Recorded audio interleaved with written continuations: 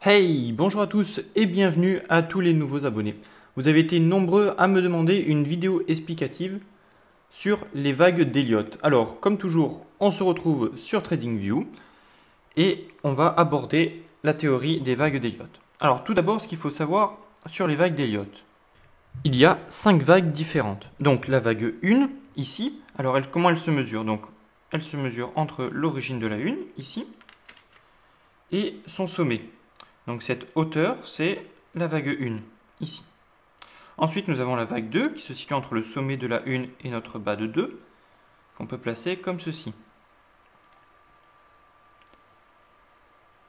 Voilà. Donc là, c'est bien notre hauteur de 2. Enfin, notre vague 3, qui se situe entre notre point 2 et notre 3, comme ceci. Ceci, c'est notre hauteur de 3. Notre hauteur de 4 se situe entre notre sommet de 3 et notre bas de 4, comme ceci. Donc ça, c'est la hauteur de notre vague 4. Et enfin, nous avons la hauteur de notre vague 5. Alors, ce qu'il faut savoir dans les vagues d'Elliott, c'est qu'on a deux types de vagues, dans les cas généraux bien sûr. Alors, on a les vagues impulsives qui sont en 5 vagues, dont le sous-décompte est en 5, 3, 5, 3, 5. Et enfin, nous avons les vagues correctives qui sont en 3 vagues, avec un sous-décompte en 5, 3 et 5. Alors, si on prend ce cas ici présent, ici il s'agit d'une vague impulsive. Donc on voit très bien ici, alors on va le sous-décompter. Alors, pour cela, je prends ici. Donc, on a dit que notre 1 était divisée en 5. 1, 2, 3, 4 et 5. Je vais le mettre dans la couleur bleue.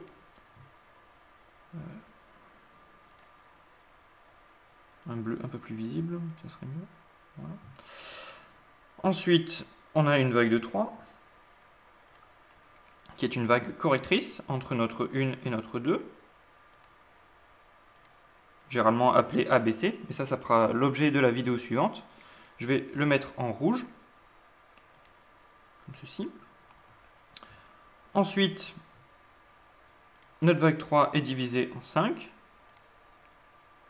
1, 2, 3, 4 et 5. Pareil que notre 2, notre vague 4 est découpée en 3, parce qu'il s'agit d'une vague correctrice. Et enfin, notre vague 5 qui se décompose elle aussi en 5 vagues. Voilà. Alors, pour ceux qui connaissent un peu, il s'agit du même modèle que les fractales. Effectivement, à l'intérieur, par exemple, de notre 1 ici, on peut redécouper de nouveau en 5 vagues. Entre notre 1 et notre 2, on peut redécouper en vagues correctrices 3 vagues, etc., à différentes échelles. Maintenant qu'on a vu ça, on va aller voir directement les vagues impulsives. Alors, je vais un petit peu zoomer, comme ceci. Alors, les vagues impulsives, donc ici, on est dans un marché haussier. Pourquoi? Parce que les vagues 1, la vague 1 ici, la vague 3 entre la 2 et la 3 et notre vague 5 entre la 4 et la 5 sont orientées vers la hausse, donc la tendance du marché. Donc ici, c'est un marché haussier. Les vagues 2 et 4, donc entre le point 1 et le point 2, le point 3 et le point 4, donc ce sont des vagues qui sont contre la tendance. Ce qui est important à noter, c'est que la vague 2 ne doit jamais passer en dessous de la vague 1. Si par exemple, dans une de vos analyses, vous arrivez à obtenir ce résultat, c'est-à-dire que notre 2 passe sous l'origine de notre vague 1, c'est-à-dire ici, et bien à ce moment-là, on ne peut pas tracer des vagues impulsives. Il s'agit donc d'une autre figure. Voilà une des premières règles. Ensuite, la vague 3 n'est jamais la plus courte. Alors, qu'est-ce que cela signifie? Tout simplement, si nous prenons une unité de mesure, par exemple ici, la longueur entre la longueur de la vague 1, comme ceci, il faut que la vague 3 soit plus longue dans le temps. Alors ici, elle est un tout petit peu plus longue, alors je vais l'agrandir un tout petit peu plus pour que ce soit marquant, comme ceci. Ainsi, notre vague 3 n'est pas la plus courte. Si par exemple on a une vague 3, on va exagérer un peu, comme ceci, on se rend compte que ici on a une unité de longueur, et ici on est plus petit que cette unité de longueur, et donc notre 3 ici est la plus courte. Donc ce scénario est totalement faux. Donc bien que notre 3 soit ne soit pas la plus courte de nos vagues impulsives. Et enfin, notre dernière vague, c'est-à-dire la vague 4, ne doit jamais retracer la vague 1. Sinon, on est dans un cas particulier qui sera bien sûr expliqué un peu plus tard en vidéo. Donc pareil, si on se retrouve avec une 4 qui retraverse notre 1, comme par exemple dans l'exemple ici, eh bien, il faudra changer de figure. Voilà. Maintenant qu'on a vu en gros les placements et les différentes règles principales, on va s'intéresser au ratio de Fibonacci.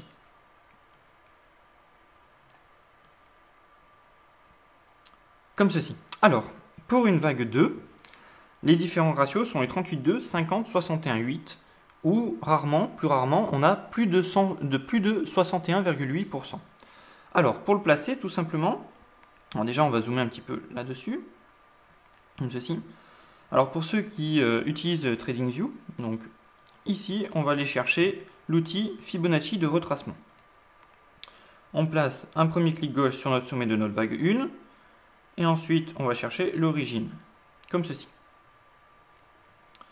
Là, je vais essayer de zoomer un peu plus. Voilà, là on voit un peu les niveaux. Alors on a dit, donc là bien sûr c'est un parfait exemple, que pour notre vague 2, les targets sont les 38,2, les 50 et les 61,8. Alors, on a un rebond possible pour notre 2, ici, aux alentours des 38,2, autour des 50 ou autour des 61,8. Comme ceci. Alors, maintenant, on va aller placer notre 3. Notre 3, les différents targets sont... Alors, on a les moins de 100, mais c'est très très rare. Sinon, on a les 161,8, les 261,8 et on a plus de 261,8. Alors, encore une fois, ici, cette fois je change d'outil, je prends mon Fibonacci d'extension. Ici. Je fais un premier clic gauche sur mon origine de ma vague 1, un clic gauche sur mon sommet de ma 1 et un dernier clic sur mon bas de ma 2. Comme ceci. Et à partir de là, pareil, il faut lire les différents niveaux de Fibonacci. Donc par exemple, là pour notre 3, les différents targets sont les moins de 100, ici, mais c'est très très rare. Pareil, c'est un cas particulier, on ne va pas l'aborder aujourd'hui. Sinon, dans les cas les plus communs, on a les 161,8, pardon, ici. Donc on peut avoir très bien une 3 qui s'arrête à ce niveau-là. Sinon, on a les 261,8, ici, comme cela. Après, on peut avoir des extensions et d'autres cas, mais encore une fois, on reste dans les cas généraux aujourd'hui. Maintenant, on va s'intéresser à notre vague 4. Alors, je reprends le même outil que pour notre vague 2, c'est-à-dire le Fibonacci de retracement. Je me place sur mon sommet de ma 3 et je vais chercher ici mon bas de ma 2. Comme ceci. Les différents targets, affichés donc là sur le bord, les 23,6, les 38,2, les 50, les 61,8. Et dans de très rares cas, elle aussi, elle fait plus de 61,8. Décidément aujourd'hui. Alors, ici, donc ici ce sont les 23,6, on peut s'attendre à un rebond potentiel à ce niveau-là. Pareil, les 38,2, les 50 ou les 61,8. Alors, maintenant, donc on va mettre ici. On va s'intéresser à notre vague 5, qui est un peu plus complexe. Vous allez voir pourquoi.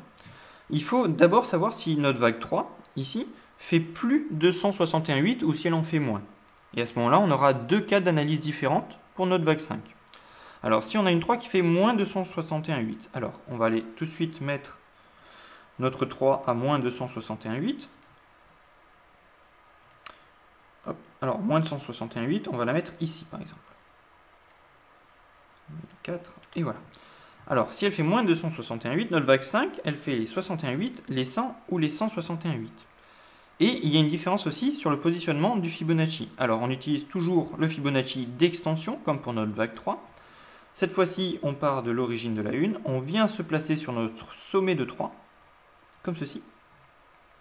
Et on vient chercher un dernier clic sur notre bas de 4. À partir de là, on peut tracer les différentes targets, qui sont les 61,8, ici, les 100, ou, voire un tout petit peu plus haut, les 161,8. Voilà pour le premier cas. Dans le deuxième cas, on a une vague 3 qui fait plus de 161,8. Alors, on retrace notre vague 3 pour la positionner à plus de 161,8. on va la mettre par exemple ici à 261,8, comme ceci. Alors maintenant, les différents targets pour une vague 5, si la vague 3 fait plus de 161,8, sont les 100, les 161,8 ou les 261,8. Alors, je prends mon outil Fibonacci d'extension, je me base sur ma racine, je fais un premier clic sur ma 1, donc c'est là où il y a une différence avec la précédente méthode, si notre 3 fait moins de 161,8, comme ceci, et ensuite je vais chercher mon bas de ma 4, comme cela. Voilà, maintenant il ne reste plus qu'à regarder les différentes targets, donc les 100, les 161,8 ou les 261,8, qui sont tout en haut.